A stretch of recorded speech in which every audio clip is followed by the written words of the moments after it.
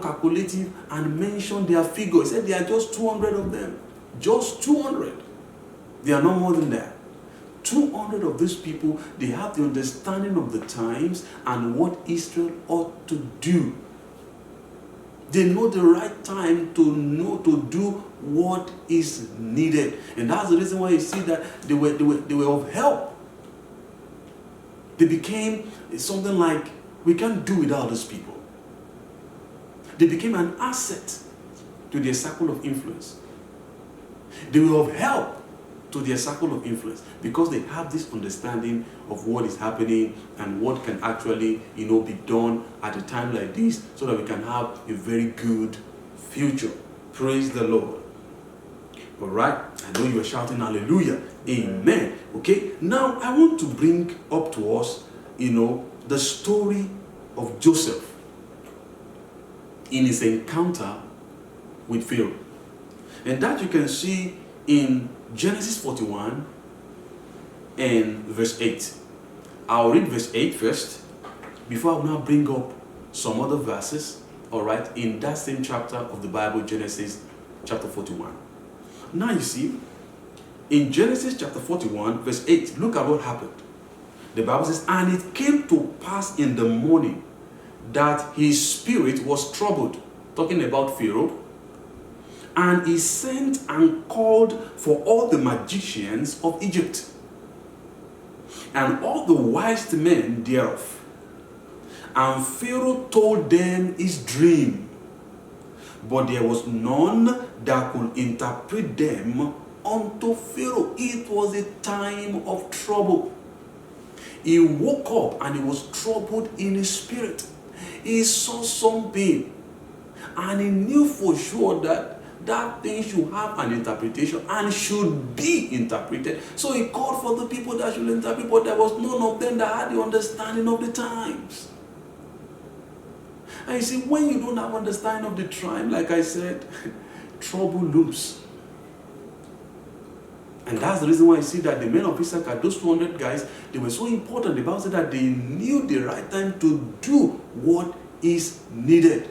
And at the time like this in Egypt, there is something that is needed to be done, and there was nobody in the entire realm that had the understanding of the time.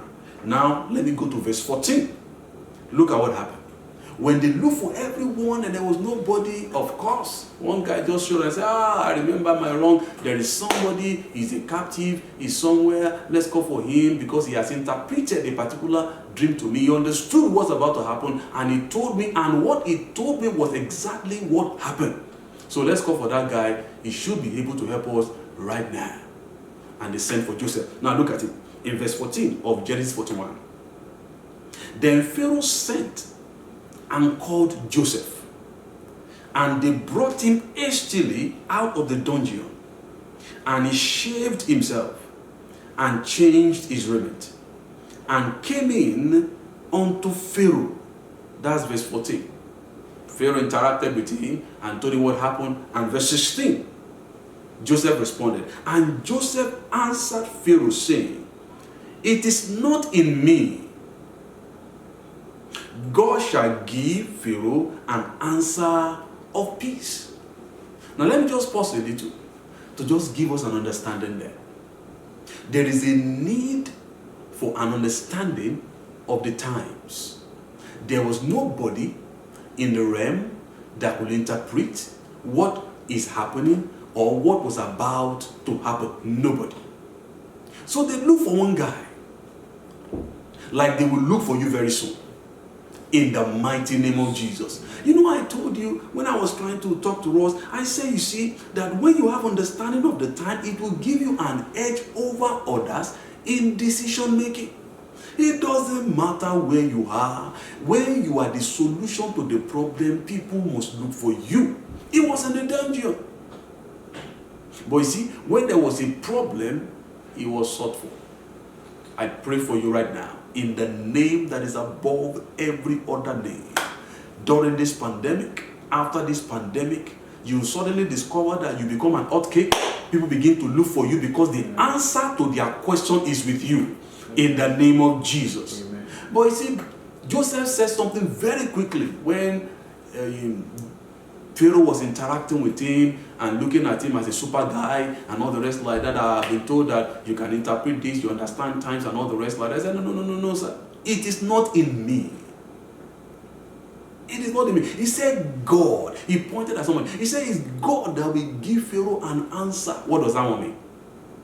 It means that understanding the time is not a natural phenomenon. It's not.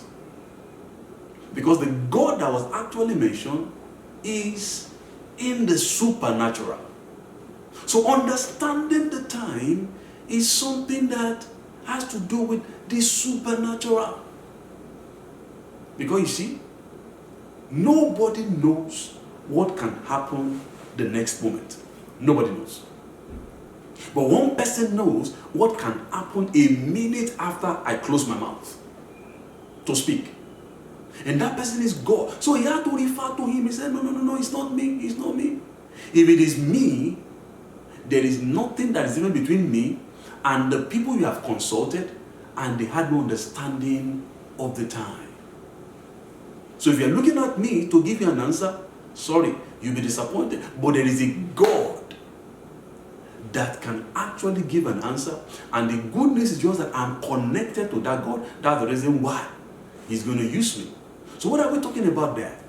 It takes a connection to the supernatural for us to have the understanding of the times.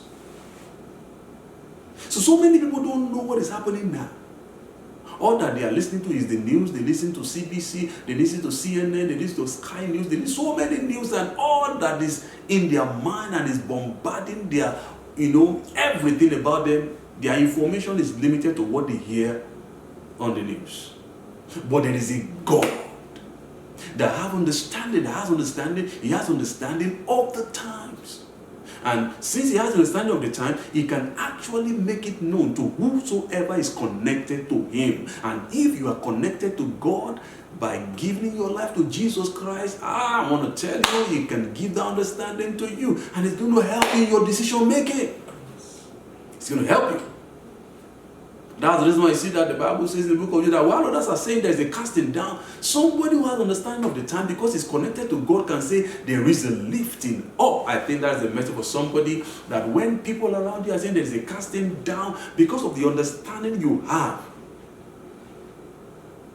you say there is a lifting up in the name of Jesus. Amen. All right, so let me just go to verse 25 very quickly. And Joseph said unto Pharaoh, after Pharaoh had told him, the dream, I dreamt about this, he dreamt twice concerning the same matter. Look at what Joseph said. He said, the dream of Pharaoh is one. You are the one saying us two. Is one. He said, God had shewed Pharaoh what is about to do. Can you just imagine that God revealed, God was talking to a man, He gave to him a vision, a dream about what He is about to do, and he had no understanding? Can you imagine that there was nobody around him to make him understand of what God is about to do and will eventually do? So when we don't have understanding of the time of what is happening or what is about to happen, we are caught in the middle. We'll be caught unprepared. You'll be caught off guard. And when things like that happens to you, you are disarray. You are confused. You don't know what to do. There is pandemonium. Anything they give to you that time, you just want to take because you don't know what to do. But look at it. He said the dream is one. God has shewed Pharaoh what he's about to do. And verse 32.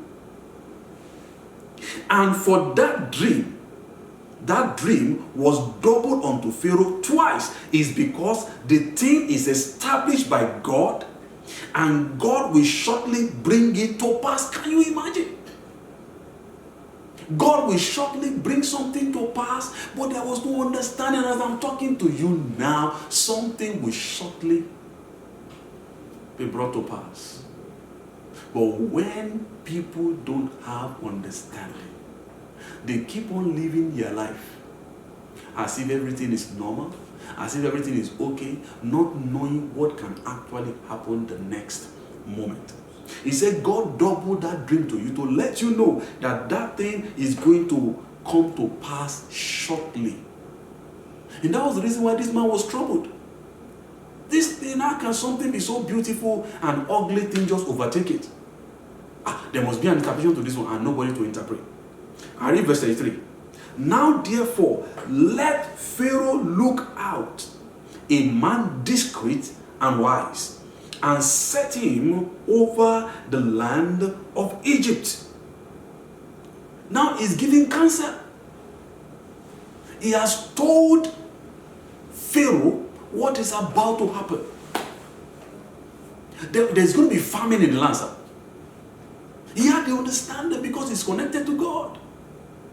He said there'll be famine. What you don't know is that there'll be famine, there'll be a period of plenty. That is 7 years old, there'll be boom and all the rest like that. And if you are making money right now, I want to tell you, it's not the time to lavish it. Oh yes, some people lavished money before this pandemic caught up with everyone, and as I'm talking to you now, they are in deep regret. So he was telling the man, there is going to be boom. Oh, things will boom.